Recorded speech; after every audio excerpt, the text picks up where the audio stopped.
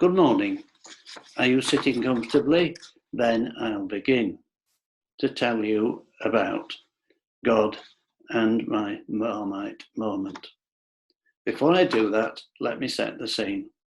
Back in March this year, 2020 BC, before Corona, our parish's magazine was, I believe, prophetically entitled Facing Up to Challenges.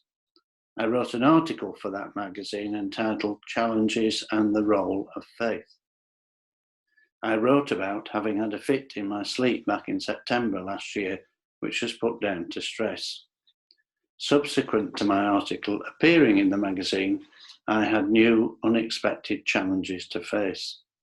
I had a second fit in my sleep, and a few weeks later, I contracted the coronavirus and a second different virus.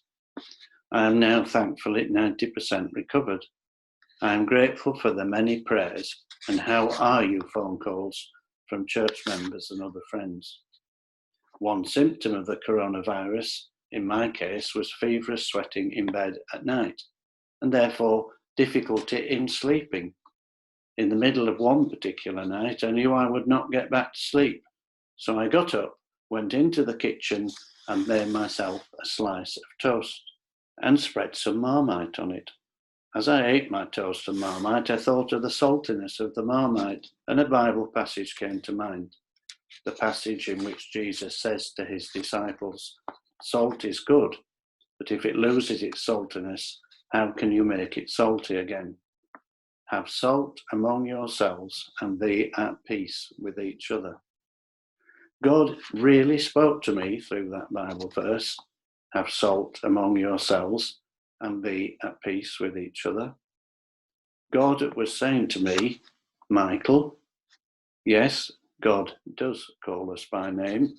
If you are not at peace with yourself, if you are not calm, but instead am stressed with your concerns and fears, how can you be a help and be a light to others? As I continued enjoying my Marmite on toast, yes, I know some people hate Marmite, but as it says on the jar, don't hate it, love it. I digress.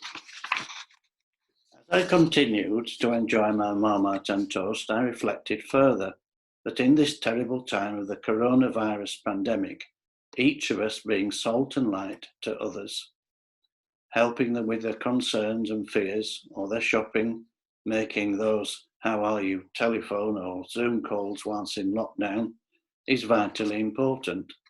However, to be that salt and light, we need to be at peace with ourselves.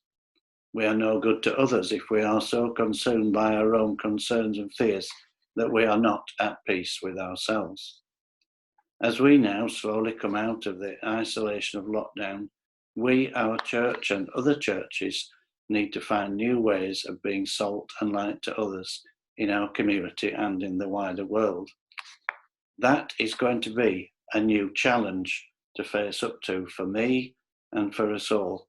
Our March magazine, titled Facing Up to Challenges, on the front of the magazine was indeed a prophetic and very timely title. And the Bible verse from Isaiah 41:13 is now timely too. I am the Lord your God, who takes hold of your right hand and says to you, do not fear, I will help you.